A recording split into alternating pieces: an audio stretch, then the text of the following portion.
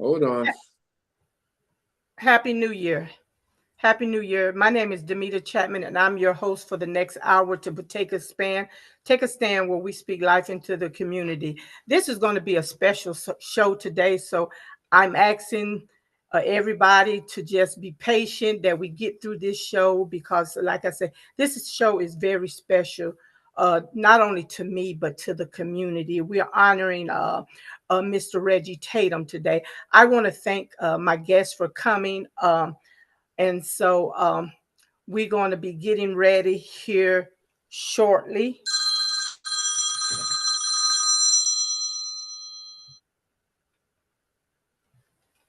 Hello. Why you calling me today? You know I got a show, Reggie. We carrying on because we want to carry on. Who I got on the show? Oh, I got Bruce Moody on the show. You know, your road dog from Cliftondales. And I got Miss Turner from Westlake. You know, y'all was carrying on back over there with Miss Irvin in the day. You know how y'all was doing over there with Santown. You know how y'all was carrying on, and I had to come over there and raise a little hell, and that's when we became good friends. Lord have mercy, Jesus. Yeah, Bill here, he here too. Okay, well, look, I got to go, Reggie. You call me later, but we gonna talk about you so you can take your rest, okay? So because you got to rest. Don't be carrying on up there now, Reggie. No question about it. No question about it. I'll talk to you later. Thank you. I want to thank all you guys for coming today. I had to do that. I want to thank first Phyllis Turner for coming. I met her and she was a part of the Westlake when Reggie Tatum was around, and she was in the old Westlake and we went to the new Westlake. Bruce Moody, he's with Cliftondales and he was a part of the Westlake days. And of course, uh, Bill Edwards, he was a part of that. Under that regime, he was the Fulton County Commissioner. And so today, this show is very important because we lost a trailblazer. We lost a dear friend, a friend of mine, and I can honestly call him my friend. Everybody say they're your friend, they're not your friend, but I can say Reggie Tatum was my friend, and he would probably be mad right about now because we're doing this. But before I go into the spiel with my guests, you know, Reggie Tatum and us, we had a relationship, and we would talk all day long sometime. And I mean, every night when I go to work, I am going to get a call from Reggie anywhere from 2 o'clock to 4 o'clock in the morning. And we going to talk the whole entire time until sometime till I get in my car. And we're just talking about the city of South Fort. And we're talking about the school. And let me be real clear. And Turner probably can vouch to this. Reggie Tatum was not a politician. Absolutely not. He loves school, education, community, and code enforcement. Matter of fact, you didn't even see Reggie waving signs until we were fighting against each other over at Westlake. And yes, I was on the side and I was fighting against Reggie Tatum in the Sandtown community and all them hell raisers over there. And Turner was there during that time. And so me and Reggie, that's how we became close because I was fighting so hard. And he called me. He said, wait just a minute, girl. He said, I might like you because me and you believe in the same thing. No question about it. And he would say, Lord have mercy, Lord have mercy. Look at here, look at here. So that's how me and Reggie became so close. And so Bill Edwards was there. Bruce Moody was there. And I had so many people to reach out to me that wanted to be on the show. But I knew that I couldn't get everybody on there. And I had people calling from all out of the town expressing how they felt about my friend, Reggie Tatum. So I thought it was fitting to do this show today because I was going to do a show with Miss Vanjie Watkins. And then when Reggie accepted that call the other morning that he could not refuse I had to put Miss Vanjie on the back burner and honor my friend. So thank you. So Bruce Moody, I'm gonna go with Miss Turner first because she told me something when she called me the other day. She didn't know nothing about it, and she shared some stuff. So you had a personal relationship with Reggie besides working as a teacher as Westlake. Is that correct? That is absolutely Tell correct. me your personal relationship, and we'll go from there. Reggie and my husband, Charles Turner, Lieutenant Charles Turner, who was with the Atlanta Police Department, were very good friends. Reggie and Charles graduated from Price High together. So they were part of the LJ Price High alumni athletes. And they had a very colorful relationship. In fact, my husband transitioned in November 2018, and when he was being released to come home to come and go into hospice, Reggie called, and my husband told him he didn't need to get his suit out of the cleaner just yet. He wasn't going anywhere. And so he and Reggie had that kind of banter going, and we would attend the Price High big breakfast that was usually in March or April, or we would attend the Price High Christmas program in December. They would have old school music, and Charles was one of these that he thought he could outdance everybody, and Reggie was one of these that he let him think that. So when I would see Reggie in the community or anywhere, and his words were, "How you doing, young lady? How you doing, young lady?" And we get to talking about Westlake and his one of the defining marks of his character was excellence in everything that he put his hand to. And reminded me of the quote of Dr. Benjamin E. Mays, and that is that every man should leave whatever his hands touch better than he found it. And Reggie was one of those that wanted to leave everything that he touched better than he found it. There was going to be a marked improvement to whatever it was. And he believed in excellence in education. Oh, And there were absolutely. some things that Reggie would say that now they're a little harsh for me to repeat on this call right now, but Reggie spoke his mind. He spoke his mind, and he would, when he finished, and if you agree with him, he'd say, "Ain't no question, ain't no question." And then if you let him know about something that was not quite right, just Lord have mercy, Lord have mercy. We got to do something about it. I mean, it was just always Reggie being ready to get into good trouble to do something about whatever it was in the community that was not right. He was he, Absolutely. he was unapologetic, very unapologetically committed to excellence. Absolutely. Let me ask you, Bruce. Tell me, because when I first met you, you and Reggie, we were part of the Concerned Citizens of South Fulton. Yes. Give me a little history about you and about Reggie. Well, you know, I met Reggie actually for zoning more than I did. He was doing the educational thing and I was doing zoning. He was doing both. And he got me doing both of them too. Now, if you don't watch yourself, Reggie will work you to death. I would tell Reggie, I can't do this or I can't do that. And it was like he couldn't hear a word I was saying. He would start telling me what's going on, not only over at Westlake, but any school. That's right. He thought all the schools belonged to us, whether you were in that district or not. And he would go over to any school and he'd tell you, I want to meet you there. Well, I'd go there sometime and couldn't get in. And he called me and said, where are you? I'm outside. He come and get me. We go on in. He never asked the principal, could he come into a school? Never. We always walked into a school. He say, my name is Reginald Tatum.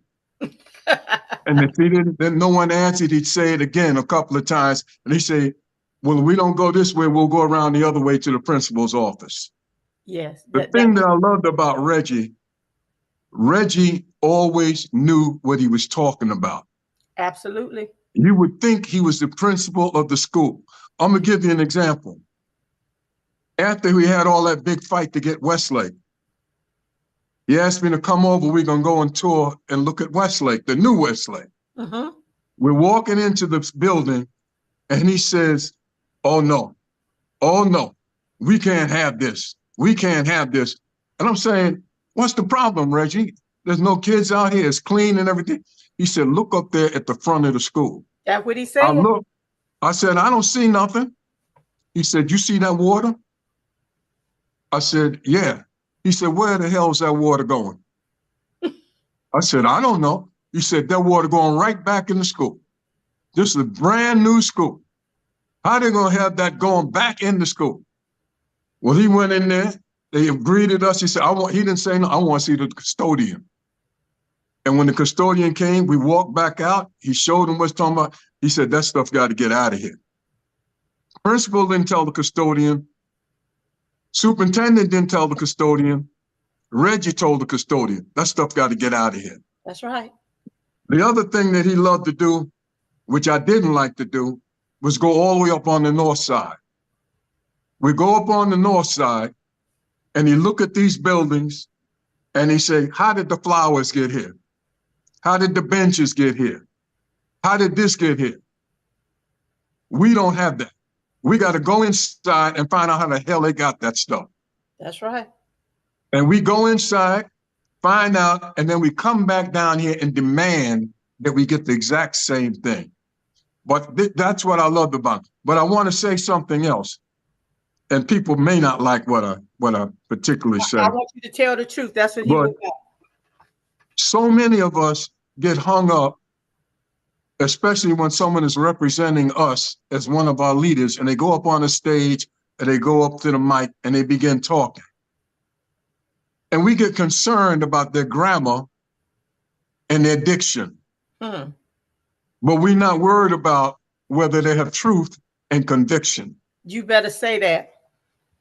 Reggie was all about truth and conviction. The hell with grammar and diction. That's right. And if you're truly educated, you don't listen to how people talk, you listen to what they're talking about and whether or not they know what they're talking about. Now, before I go on any further, because I don't want to go trying to dominate the whole thing, because I'll be up here talking about Reggie all day. I'm gonna let you go on to Edwards, and I'm gonna come back. We'll come back. Come on, Bill. Let me. I want you to say something, Bill. But before I get it, because I get the old folks that I'll forget. You remember when Westlake was being built, and we took the tour over there, and when Reggie went over there, they messed that floor up. You remember that, Miss Turner? I do. Absolutely. And Reggie said, oh, hell no. Reggie had them folks to tear that whole floor up. He didn't care about what nobody said, and they tore that floor up and redid it. And Miss Turner, tell me if I'm wrong, because I might be wrong. When Westlake was first built over there, and we went through different principals, but I'm talking about under Miss Irvin, who they call Mac Beautiful. Mac Beautiful. Kids didn't come in there with their pants hanging down, did they? Absolutely not. Parents didn't come in there with no bonnets and pajamas on. Did they come in there, Miss Turner? They didn't come in that way. They had to come correct. They had to come correct. That's right. And you had a protocol to follow. Did you see any gum wrapper on the floor over there? You didn't even see chewing gum on the sidewalk, if I'm correct. That's right. That is. Reggie made sure, and other people made sure that things were in order there. And the truth is, it wasn't, and y'all can say I'm wrong, they didn't want Mac Beautiful because they couldn't control her. Am I right, Turner? You're absolutely right. They couldn't control her. Standard for the children, there was also a standard for the adults. Absolutely. Absolutely. Bill Edwards, tell me a little bit somehow you and Reggie come to be so close. Bill Edwards, where you at, Bill? You still there? I think he gone. Yeah, you there? You there? Tell me about you and Reggie in that Westlake. Start at Westlake first. Well, I gotta go further, a little further than Westlake, but I tell you this. I'm trying Go to tell far it. as you want, Bill. I'm trying to tell it where you won't censor me.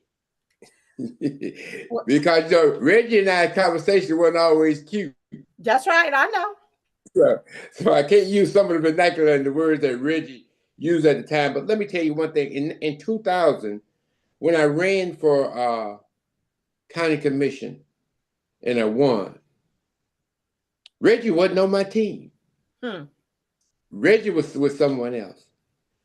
And they were standing in front of the school with the signs. He had his sign, and Dolores Basket and others had my sign. And Reggie went over and talked to them. That evening, I got a call. You know what Reggie told me? He said, Bill Evans, because he always calls my whole name. He says, Bill Evans, I did not know that I was standing up holding a sign for a damn fool. That's him. That's Reggie. At that time, Reggie and I grew a relationship. So I become commissioner. I have my first meeting. Reggie's there. And I made my first, what was I was asking for something, but I didn't get a second, Damita. All right?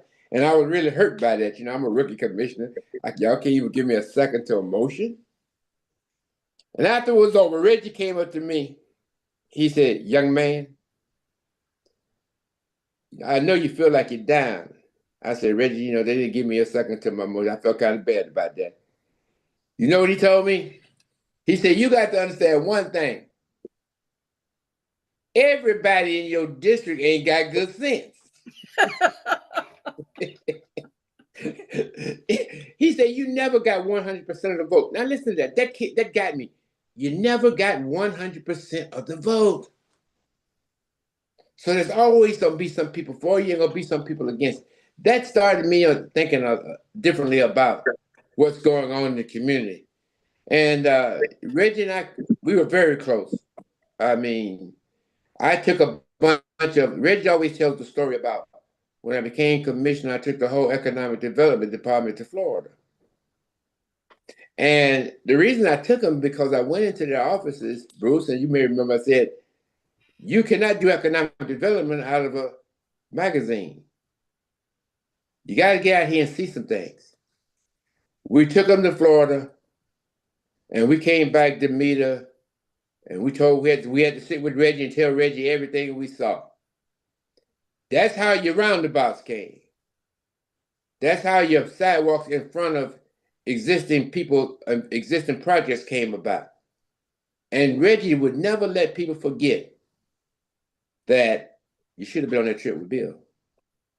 But that's the kind of person he was. I was at his house last night with his family, beautiful family, and his son and his wife.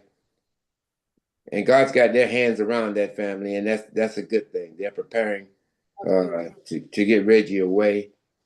But my family, I called in Florida, and I said to them, Reggie's gone. And my family, they are starting to make plans to come up here to be at Reggie's funeral because if you only had to meet Reggie Tatum one time. One time. Just one time. And you would have him in your life forever. Absolutely. My sons, my daughters, my grandsons, you know, they all knew Reggie. Because Reggie was the kind of man that I wanted my people, my daughters and everything to meet. And Bruce, you're right. He was not the most articulate person in the world. But he spoke the truth. Mm-hmm. And he knew what he was talking about. Then I got involved with Reggie with the schools. Lord have mercy, Jesus. And Westlake. So I'll give you one story. I'll tell you. Reggie and I started going to school unannounced.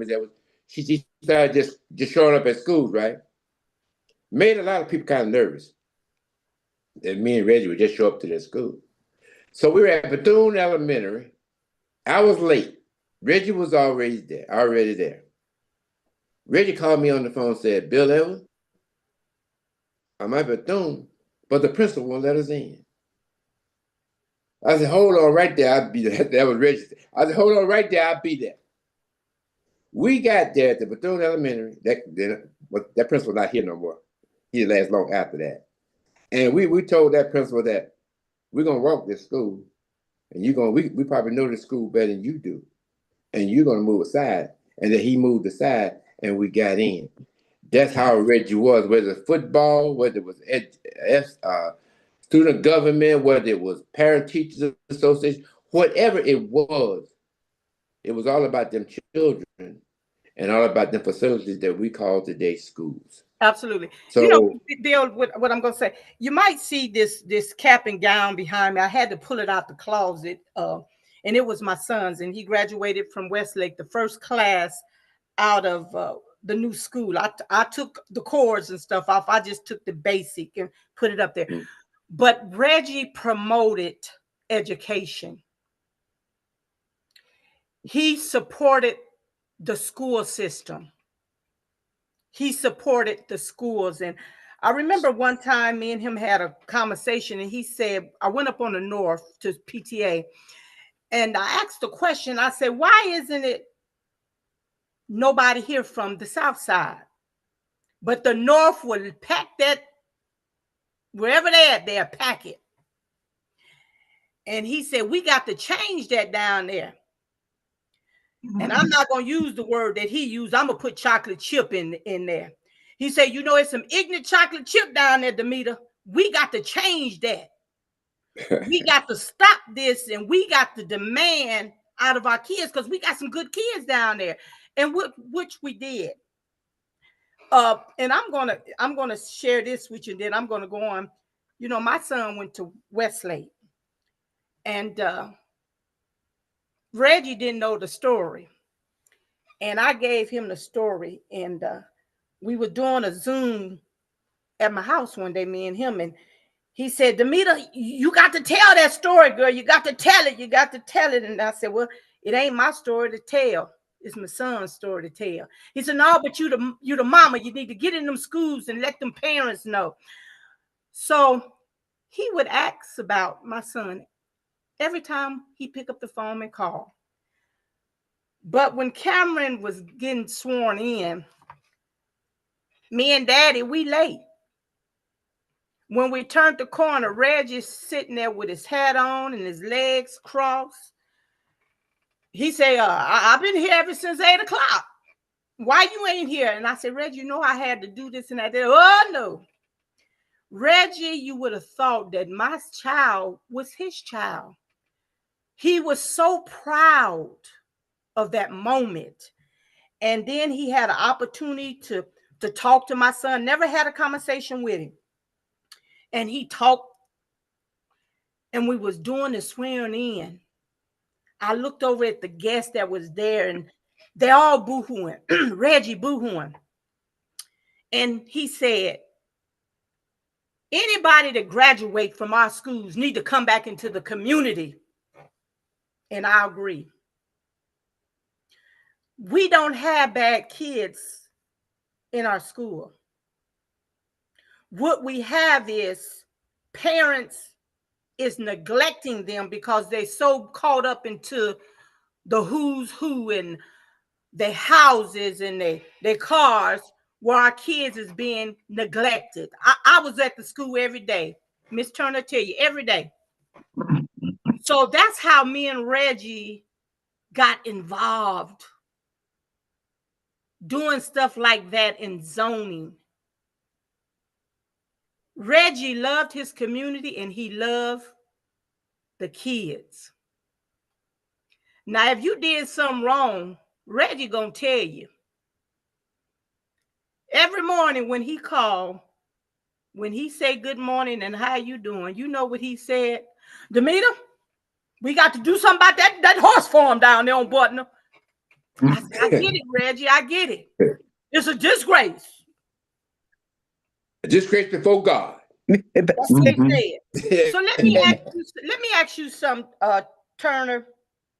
How was Reggie and those teachers over there when you were at work? How was their relationship with Mr. Reggie Tatum?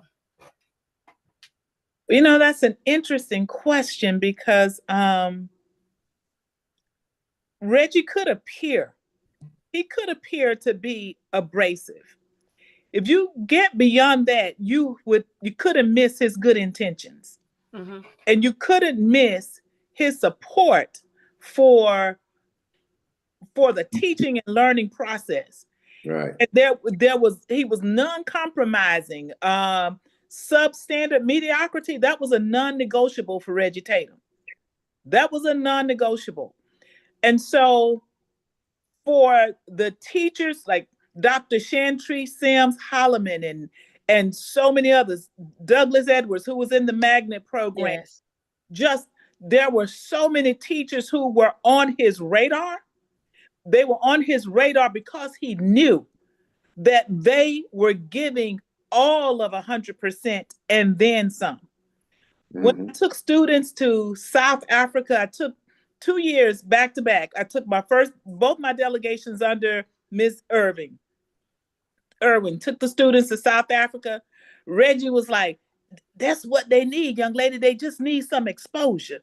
And he saw the potential challenges of taking students out of the country, but more so than the challenges, he saw the enormous benefit. Mm-hmm. And for the teachers who were willing to give that every bit of something extra, he was right there. Now, he was not going to pretend to smile in your face if he knew you weren't doing what you were over there to do. You were just not going to get a smile from Reggie Tatum. Now, he's going to be courteous, but he was not going to play with you. He did not play about education.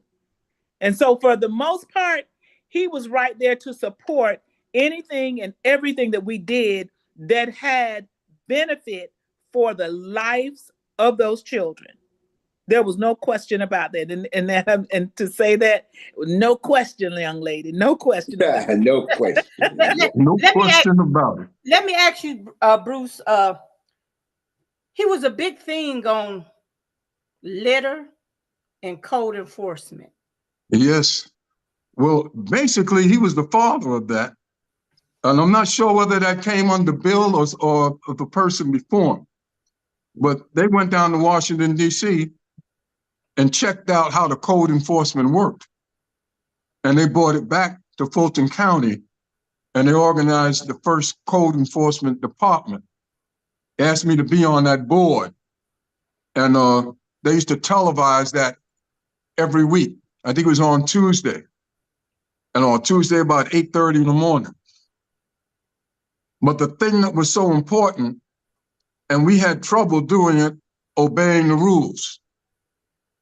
When they brought up certain issues, we didn't like dealing with an issue that we couldn't see. We wanted to go see it. And that's not legal for some reason for the whole board to go anywhere and look at something without everybody knowing. So we had to take parts of the board to the place, and then the next day another part going. But that didn't work because we weren't looking at the same thing. So we would go down there, two and one or whatever it was, and then all of a sudden say, oh, I didn't know you were here, and just go talk about it and see it. Now, it's no reflection of Reggie how the code board works now. And I'm not saying that's negative or positive, because now this is under the city and a lot of years have passed. But getting this original code board under muster, there were times I would almost have to tell Reggie, hey, Reggie, you gotta loosen up a little bit, because some of the people were new. This is also something new to them, how it was supposed to work, how it was supposed to function. But the thing is, Reggie always knew that if you have a well-run code enforcement, you have a well-run and clean city. And people have to understand that you have to work with for and sometimes almost against your code enforcement to make sure that they are doing the things that they are supposed to do. I think that the citizens were much closer to code enforcement when we were with the county, because the board was on top of them. We really were on top of them. We went around and looked at sites. When someone came in and reported something, sometimes you drive up either individually or collectively to check out what was going on with that code enforcement and why they weren't there, et cetera. And I will bring up another point and I think it's probably the same with this one. There was a sort of a disparity between the code enforcement and legal, what they would back up legal, because, you know, they have a thing in there, when you break certain rules, they can fine you $1,000 a day. And we were always on top of that legal part to push that $1,000 a day, especially for people who abandoned property, people who bought a whole lot of different properties and had them here trying to sell them, like the banks. And of course, all of those properties were in disarray. Let me stop you for a minute, Bruce. Sure. I don't mean to do it. We gonna come back to a show like that. I just want to focus on Reggie Tatum, because see, everybody didn't know Reggie the way we knew him. Mm-hmm. And Reggie often would say this to me. Matter of fact, the last time Reggie was in my home and during the watch, and the last time he gave me some orders, and he always closed with this: Damita, don't let them folks shut your mouth, because they don't like you and they don't like me. Don't let them folks shut your mouth. Don't go to work for them. Don't get on their boards or not, because once you do that, they got you. I want to just talk about Reggie Tatum, because see, when all this is said and done, I want his grandkids, because he got a granddaughter, to come back and look at this and say, that was my granddaddy. Well, I will say. Well, you know something? Oh, go ahead. I'm sorry, Bill. I will say this. He was right. Without Reggie Tatum, there would not have been others. There would not have been a code board. The significance of that was the fact that everybody, we were not getting things done, and we would have gotten it. And it just didn't take some people getting up saying, I want a code board. Reggie and those had to fight the legislature because code board was non-existing in our legislature. So they had to fight to get it passed. Reggie led that fight, got it passed, and we became a code board. And secondly, let me say this. Go ahead. And I said last night, I met some of the code enforcement that was under Stanley and Wainwright, and I get in trouble. And Bruce, you would say, I think that was one of the best code enforcement that I have seen. They had a relationship with the community, and if something was out of place, they came and took care of it. Vanjie Watkins would ride in her car, her personal car sometime, and Reggie, and they can tell you every hole it was. And I thank God for Reggie with that, because he was very, very, very hard on our stuff. And then he used to always tell me, Damita, every Martin Luther King in the United States of America is filthy. That's right. It's filthy. I remember him. And I say, that's not true, Reggie. He said, oh, yes, it is. Go down there to Atlanta. It's filthy. Well, I went down to Pensacola, Florida. And then I went to Clearwater, and I come back and told Reggie, I said, Reggie, they Martin Luther King so clean down there, you can eat off their streets. He said, well, tell me this. And I'm going to say his word just like it. Well, why the hell is Atlanta Martin Looking the way it look?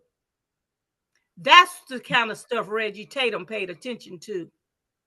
Do you agree with me, Bill? I do. And let me just say this too. One issue that Reggie talked about, and I talked about in terms of school, Ms. Turner, is that we were wondering, why is it that our kids who was graduating from the Westlakes and the Langston Hughes and the Creekside, but was not coming back and teaching in our schools? If you leave as a Lion at Westlake, you come back to teach as a Lion. That's your school, all right? You have pride in that school. And we found this out because it became close to me because my daughter, who went to Riverwood, came out of Tennessee State and was going to get a school. And Reggie and I talked about her, and we said, she didn't get a job. Dolores Baskin's daughter, who was magna cum laude, one of those things, and she was trying to get back into her school to teach. She didn't get a job. And we, Reggie and I went to superintendent and says, it's something about the fact that we can't get our kids who went through these schools, Ms. Turner, back to these schools to teach these children. And we were very, very serious about that. And he took it at heart, and we began to get some of our kids back in school. Because I want to see more Westlake graduates and more Creekside graduates are part of the educational process of those schools. Well, Reggie Tatum's arm had a very long reach. Yeah. He was concerned about all the schools on the South Side. Yes. That's correct. And that it wasn't just Westlake. And so he would go around, you call him with code enforcement. I guess he had a code for the schools too, because he went around to all the schools to monitor what was going on. And he and I had this conversation. It's funny you all would bring it up about Tri-Cities High School, because it was odd that Tri-Cities High School would have so many of their alumni to come back to teach over there. Thalicia Barksdale, she left Westlake. She was very active in Westlake. Right. Went over to Tri-Cities and became very active over there in Tri-Cities, in the Magnet program over there. Yes. And so I would just have to say that part of that reality of finding of our young people coming back to teach, that had to be fueled by the energy that Reggie Tatum put into that, because that was one of his core beliefs. I think this 1 hour is just not enough to talk about the impact that Reggie Tatum had, not only on the community, but the school as a microcosm of the community. He believed that the school should reflect and represent the excellence that's in the community. And he was unwavering on that. He didn't think our neighborhoods should be redlined. He would say the same building material that built your house over there in Madison Trace built that house up there in Buckhead. That's right. It make no sense for your house not to value much of that house up there in Buckhead. I mean, he had his finger on the pulse of the community and on the pulse of education. And he, somehow or another, Reggie Tatum had a formula. And I think we would be remiss if we lose that energy and lose that commitment to our community. We should not let it wane. Absolutely not. One of the things that helped Reggie, and he'd tell you that all the time, when it comes to children, I have no friends. There you go. Right.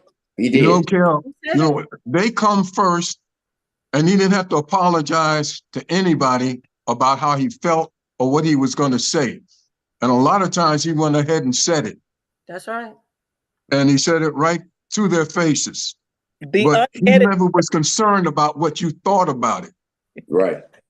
And I think that's one of the problems we have with a lot of people, so-called educators. They worry about what other people think. And you can't worry about what anybody thinks. And that's the way he was.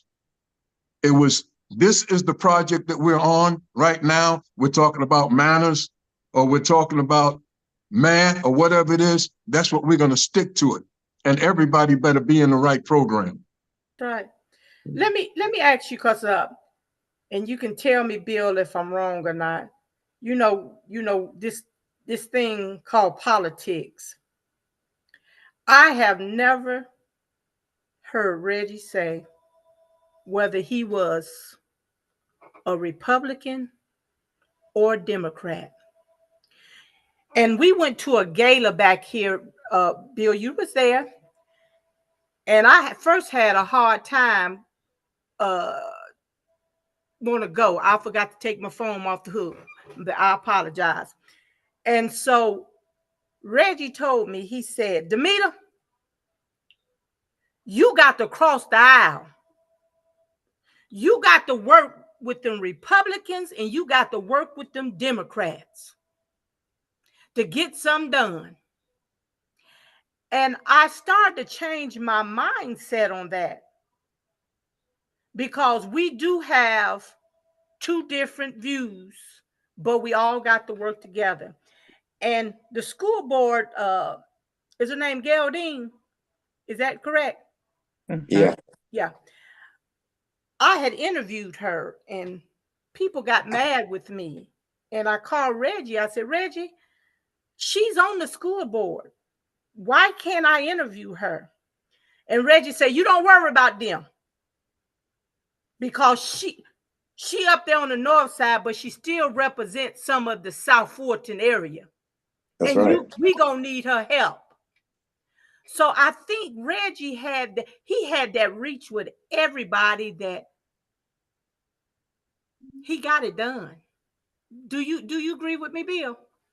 Yeah, I agree with you. He learned that and learned it well, and he's absolutely correct. The issues that you have sometimes are the same as North and South, the same as Democratic and Republican. And you have to reach across the aisles, was the term that you were looking for. And reach across the aisle to get support on what you need. Reggie understood that. He never talked about political parties. Never. You know, it was all about issues and people, and That's right. regardless of what party you're on, just stand up for what is right. That's right. I wish more of us was like that. And I think in the future, as the future comes, we will find like that. But Reggie was about principle and issues. No, he wasn't black or white. I mean, we could talk about that. He would say something, but the reality is, Reggie loved all children, man. Just be frank about it. He was about education and nothing else. I can tell you, Damita, I hate to tell this story. It might get me in trouble, but come on. We talk about Reggie, some of the things come through my mind. You remember when me and the superintendent was about to fight? How, Bruce, you remember that? Bruce, you there? Well, it was an issue we had, and we was having a meeting about it at the South Fulton Annex. And they didn't like, Ms. Turner, what I was saying. And after it was over, I was packing my stuff up, and the superintendent at that time, I won't call his name, but he was from Florida. And he jumped up and he said, I don't like what you said, and yada yada. And then I said to him, you better sit down somewhere before I knock you down. Reggie jumped in. Oh, Bill Edwards. Put us back. He went outside with the principal, with the superintendent. And he told the superintendent when he got out there, you don't mess with the wrong Negro. You should have said your butt down. Because I'm much like Reggie now. All right. I'm much like Reggie. Enough is enough, And especially when it comes to those children, you don't get up on the stage and try to front me off. Because one thing about it is, and here's another thing Reggie knows. Reggie knew that whatever he did and however he spoke, there was some young black girl or some young black boy looking at you. That's right. Absolutely. And how are you going to respond? That's why I did what I was doing. I was willing to fight Miss Turner that night because somebody out there looking at me and respect me. And so I can't let him down. Reggie was the same way. Absolutely. You know, let's go. Let's make it quick. I got it. It's time. You know, when we first started fighting for cityhood, Reggie loved the city of South Fulton. He loved the city of South Fulton. Bruce, you was a part of that first. You and Edwards was the first part of that concerned citizen. Yeah. That first. He believed and he loved in what he believed in. Am I correct, Bruce? Well, you know, when you organize something like that, the first thing you find out is you got to straighten out your own people to make sure that all of your people are on track with what you believe in, because all of us were not on track with what we believe in. That's right. Right. And we had to lecture each other. Some of us had racial problems, gender problems, don't want women in it, don't want this, don't want that. And we had to argue amongst ourselves to make sure we were on the right foot, because it took a lot to stay in that.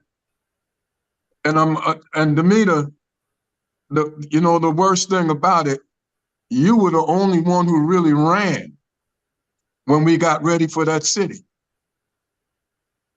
I don't know if you remember that. Do you remember that? I remember so much. But I thought that it was a very strong, committed group, because we got the help. Bill Edwards, I got to say this to you. We were running against you. Yeah. And you sort of pinned our tails behind us. I was mad as hell when you said put a fork in it because it's done. But I think that thing was something about 80% to 20%. Yeah. And under normal circumstances, that would have been it. Yeah. Anytime somebody loses like that, you just say, well, there's no good. But Reggie was a strong voice. I mean, we had more voices too. We had Benny Crane and a lot of other people. But somehow we stuck to it because we believed in it. And that's where people like Reggie come in. There's such a strong belief system within him that says, I'm right and I know I'm right, or we're right and we know we're right, so we got to stick to it. Absolutely. You know, because he didn't agree with you don't mean you lose him as a friend. That's right. Right. I mean, there are many cases but we all stayed together. Yeah, we in many cases it never broke us up. Right. We always disagree with each other, but we stayed friends. Reggie was one. You would agree with him or disagree with him. Yeah. But he was going to work with you. Whatever came up, when you could work mutually together, he was going to be with you. What I liked about the group then, we didn't agree on everything, but we never disrespected each other. Yeah. We would leave that meeting and love on each other just like it was whatever. But let me say something about Reggie. Reggie, I was doing my forms and I was starting to cook some dinners, and Bill would tell you. And I made this peach cobbler. Yeah, right. He come over there to the church and he got some. And he called me that night and he said, Damita, you got me crying, girl. And I said, why? He said, because I thought about my mama. And I said, well, what your mama do? He said, you know, every time I eat your food and eat your peach cobbler, I think about my mama. You're just like my mama. And I used to tell Reggie, don't say that. He said, no. I got to tell you because you just like my mama. And so Reggie's son works with me. And I often tell Reggie, I said, Reggie, I didn't know that was your son, but he just like you. And I said, Reggie, he got the whitest teeth ever seen in my life. And he's so sweet. Last night. And Reggie say, Damita, let me tell you about my boy. He say, he come and he say, you know, Daddy is a woman out there to work with me. They call her Miss D. And Reggie knew it was me, but he didn't. He said, Damita, my son love you. And I told Reggie, I said, Reggie, I love your son. And so I can see in Reggie's son, I can see Reggie. I can see Reggie. And he would call me, Bill, and you call, and I know you get mad. Reggie say, cook me some pig feet and cook me some oxtails, and I'm gonna come over there. And I say, I'm not cooking you nothing until Karen give me the okay. If Karen say you can eat that, then I'll cook it. And he would say, all right. And he would say, all right. But the respect that we gave each other, and we had this little saying, you know how folks out here, they say that the folks is the who's or who of the city of South Fulton. And Reggie stood in the house doing watch night, and he said, they don't know who the who's who is. And I said, Reggie, hush your mouth. He said, Damita, I watch you. Folks need to come and get some lessons from you because you don't change. And don't you change.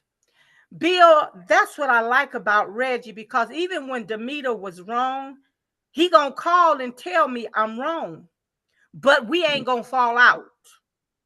Mm-hmm. That's the Reggie Tatum that I knew. Bill, Reggie was so particular about certain things. Yeah. And when he said he was through with you, Reggie was through with you. Do you agree with me, Bill? I agree with you. I agree. And Reggie, me and Reggie, we shared so much, you guys. We shared so much. But the last 3 weeks, we shared so much. And I said, Reggie, you remind me of Reverend Love right now. Because he gave me some orders that I didn't understand at that time, Bruce. But when I look back now, I understand. You know, the Bible says you're gonna know when you're checking out of here, Phyllis. God gonna let you know. God was letting Reggie know that he was getting ready to check out. And it was gonna be all right because he finished his race, y'all. Yes, he did. And he did an excellent job. And nobody in the city of South Fulton will be able to replace Reggie Tatum. Now, I might be wrong. If you're looking for self-gratification and reward, you'll never be able to replace it. And he didn't look for that. Yeah. No. He didn't look for that. But what he did do is he has passed the baton. He has passed that baton, and it's going to be up to us and others with whom he shared his core values to take that baton and run with it. And you said something earlier. One of the things that struck me about Reggie, he was not ever looking for equality because he didn't believe in wasting resources. Never. But he fought for equity with everything he had in him. Right. He wanted to make sure that the children on the South Side had equal access. That's right. To every educational opportunity that would lead to their social development and cause them to become productive citizens. When Reggie got riled up, he got riled. He saw somebody standing in the way of opportunity for the children. That's He's right. not going to make that comfortable for you. If you were in the way, if you were not going to be comfortable, he was going to make sure that you were very uncomfortable standing in the way.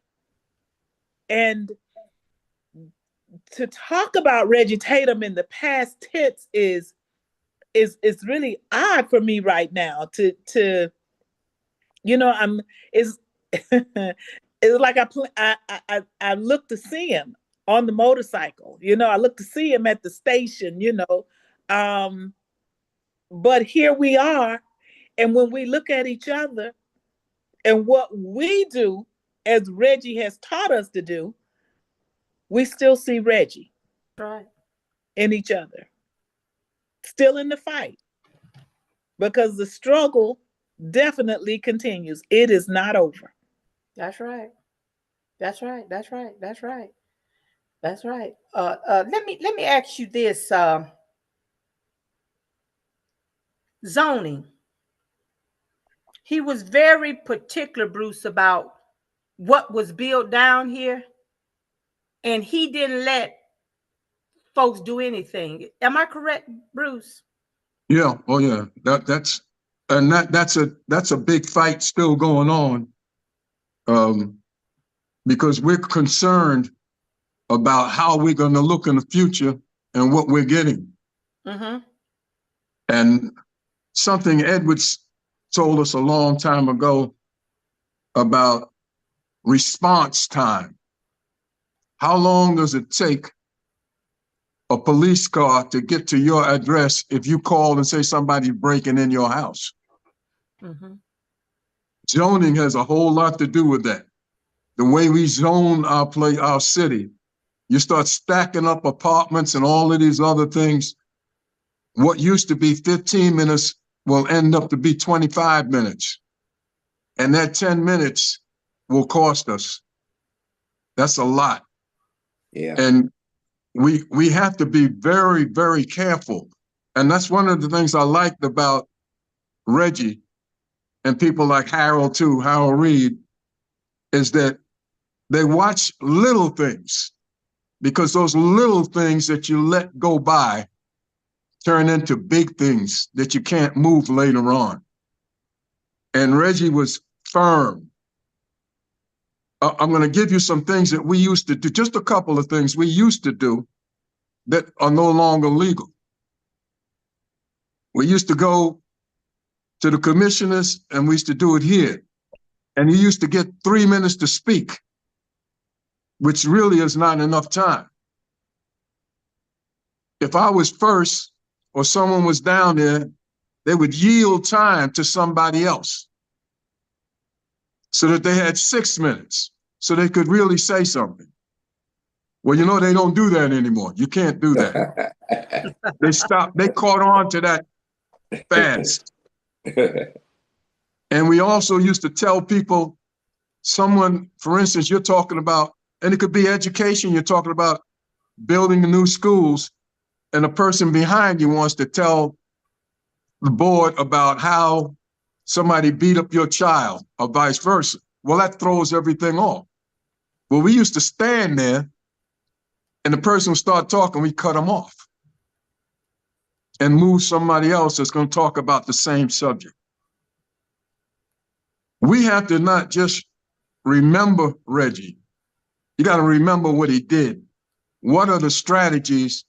Because some of the strategies, he didn't write them down, they just came natural. They just came natural.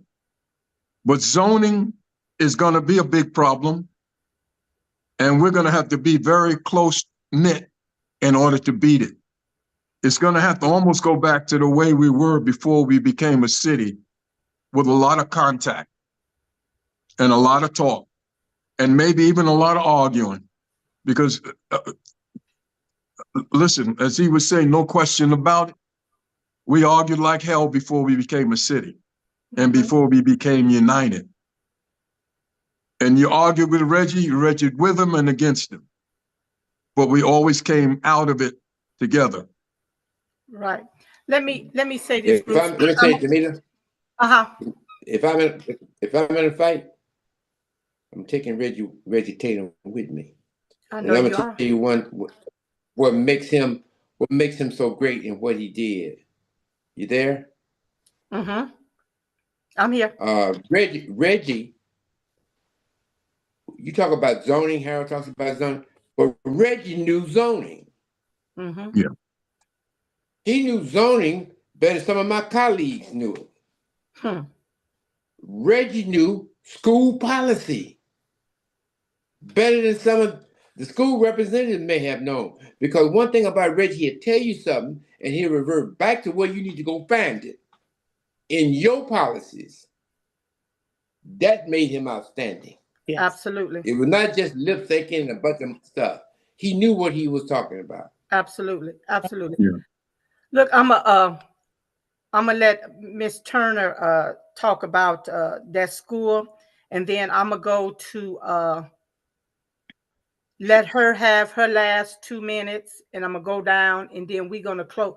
We're gonna close it out because I'm quite sure that maybe Carlos is probably watching, and I do want to be respectful of because this is rough. I know if it's rough for me, I know it's rough for them, and so I'm gonna close it out because this is it's an emotional thing, and I'm gonna tell you, I just went back to work. I couldn't even deal with it because let me tell you this: the folks of the city of South Fulton and Reggie friends and people were calling me, Bill, and they were boohooing and crying and asking what to do, and they were just spilling their guts, and I had to listen, Bill. I couldn't cry because I had to help them through it.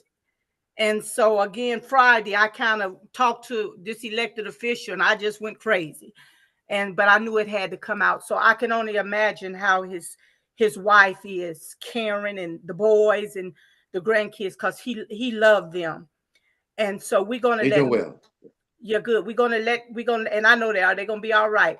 We're gonna let Miss Turner talk, and then we're gonna let her say something about the school. Give her 2 minutes, and then we're gonna go down to Bruce, come back to Bill, and then I'll close it out. Come on, Miss Turner. Wow. I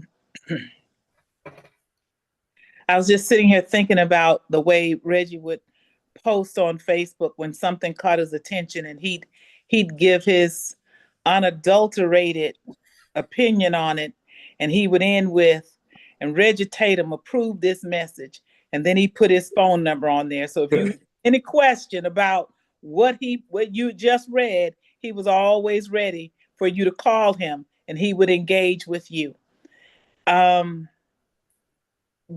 Westlake High School community, the school and community, is much better because of Reginald Tatum.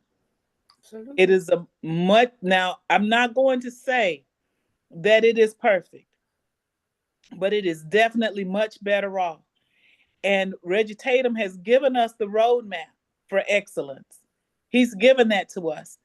And if we fail to follow it, it's not because it's not there. He believed in school leadership. And if the leaders weren't right, he had no problem saying they need to get on somewhere. Yep. You don't need that over here. They need to take that somewhere else. He was very, very clear about that. But when it came to bringing in the resources, he wouldn't just talk about the resources, as cousin Bill Edwards just said. But he was diligent and determined to find those resources because he knew they were there.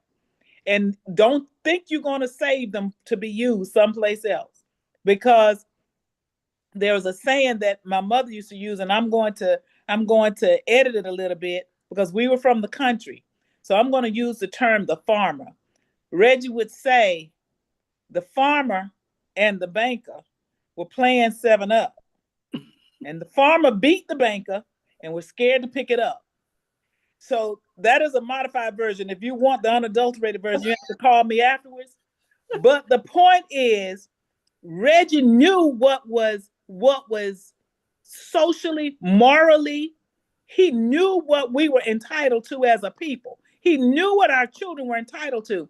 And his point was, if you know that you have the right for this, don't be afraid to fight for it. That's right.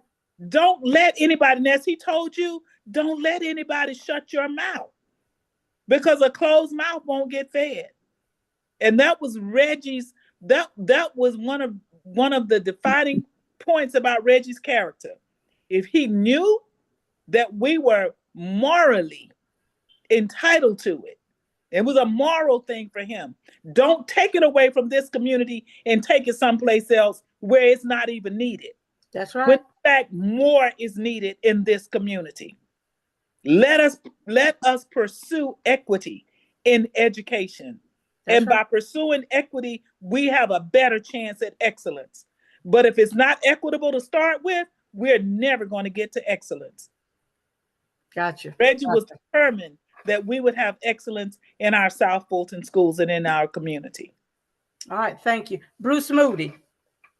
Well, for me, and I'm gonna miss the hell out of Reggie because a lot of times he pushed me when I didn't feel like being pushed, but I'd move. But the thing that I remember most about him was his consistency. He wasn't there one day and not there the next day. If you had to be there 3 days, that's how long he was there. If you had to go back 3 days, he went back. He didn't mind going all the way up on that north side, like I said before, which I hated, but that's where you had to go to say what you had to say. That's where they were. Those were the people you had to talk to. There was no sense in sitting around on the south side talking about something that people on the north side had to hear in order to vote on. So you had to go up there and you had to do it. And I didn't always know when they were listening. Sometimes I'd go up there and I feel like I was a fool for going off, making that long drive all the way up there. And I'd come back thinking I wasted my time. And he called me the next day and said, guess what? Guess how they voted? They voted on just what we talked about. But they never said they were, and I never knew that while I was talking. And I couldn't tell by the looks on their faces. But you always know that you got to go and you have to do it. Those are things that he always said. If your leader or whoever it is over there, that's where you got to go. You can't talk to people who agree with you. That's like preaching to the choir. You got to go up there where it is.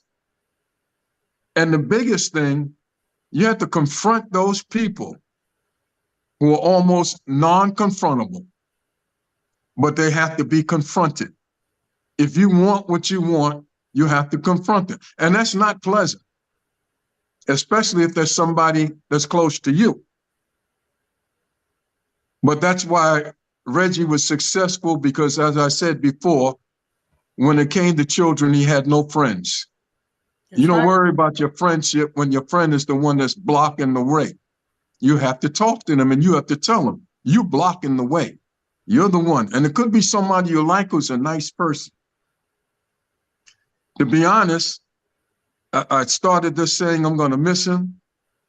I'm in an age where, and I think I told somebody else before, I'm ready to age out. I know there's no such thing as aging out because the fight, as she just finished saying, the fight goes on. But at 85, I'm starting to slow down. At least my body is. Maybe I'm not slowing down, but my body is. And I needed that push from Reggie. I needed that talk from Reggie, and I always got it. And those are things that, for me, on a personal basis, I'm going to miss. I'm going to miss Reggie, not just because I loved him, but because of what he did for all of us. He got in your mind, and he made you recognize and remember what your purpose is or should be. And that was Reggie. Yeah. And so since you said that, I need you to start training somebody up, mentoring somebody to pass the baton, because sometimes we tend to take things to the graveyard. So I heard you. So you need to start mentoring, get you some mentors. Me and you gonna talk later. Come on, yes. Bill Edwards. I'll be very short because I love Reggie Tatum. And I just want to say thank you. Thank you, Reggie. Thank you, Reggie, for all you did. Thank you. Thank you for lifting me up when I was down. Thank you for the fact that even though you was not on my side at the beginning, you came to my side and you never left my side. Thank you for standing in the gap for everybody and standing up for what is right and not just investing in a forked tongue or a argument, for learning what is right and applying what is right to what was happening today. I want to thank Reggie Tatum for that. There's no one else I could think of. If there was an opportunity for me to be in that fight, he's kind of like Vernon Johnson. He said the other night, if you see a good fight, get in it. Reggie was always in the good fight. Mm-hmm. He didn't have time for the rhetoric. He didn't have time for the extra emotional stuff that was going on. Reggie was about doing the good fight for children, for communities, and for everything. And I want to thank his family, because his family gave up a lot for him to do what he did. And as I shared with them last night, his son, I looked at his son and said, you had a great father. You had an absolutely great father. And I wouldn't say we need to put up a monument to Reggie tomorrow. I wouldn't say that, because Reggie's monument is already here. That's right. It's already here. One time that school bus passed you, it's a monument to Reggie.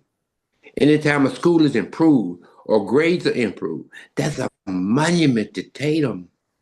He don't need nothing else. That's right. So my brother, thank you so much. Thank you so much for being my friend. And thank you so much for just being who you are. We will miss you here. I told his wife last night to meet, I said, I hope they ain't doing no zonings up there in heaven. Amen. Hope they ain't doing no zonings or no school boards up there in heaven, because God got a lot to hear from Reggie Tatum. All right. So once again, thank you for doing this. And thank you all for sharing like you did share. We all love him, we all miss him, and we got to move on and keep those principles that he believed in. Let's keep those principles going forward. That's all right. Hey, Reggie, we were carrying on because we wanted to carry on. Reggie told me to tell y'all thank you. He said, keep doing on what we supposed to do. Yeah. I hear you, Reggie. Reggie say, look after them schools, support them teachers. Yes. Reggie say, y'all elected officials, stop all y'all mess. That's what Reggie telling me. I got it, Reggie. I got it.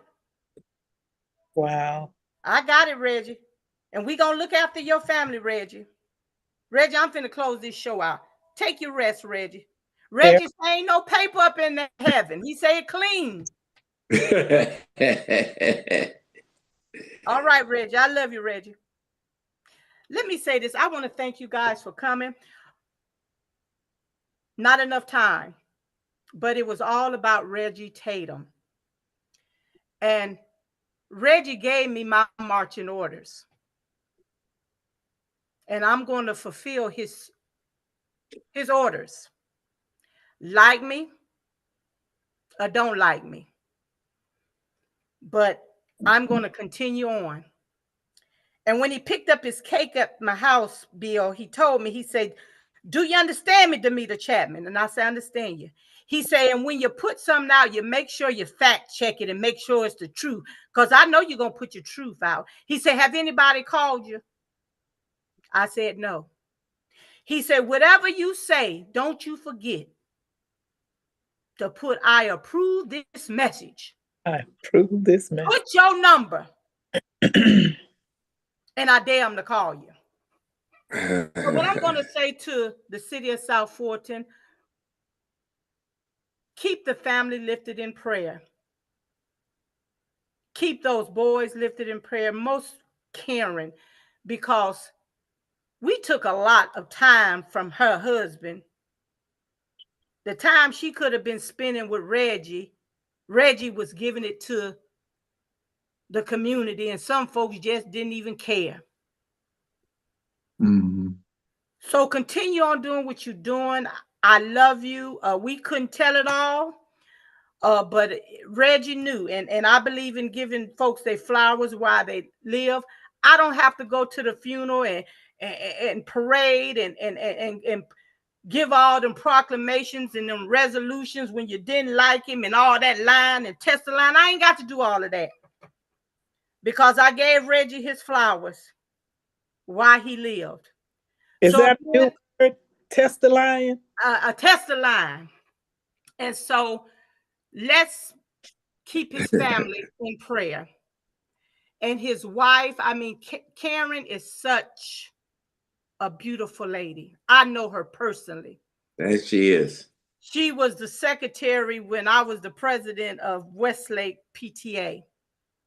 And I want to say that I love Karen. I love them boys. I get to see his older son when he come back to work. But let's just keep them in prayer as they get ready to go through this process.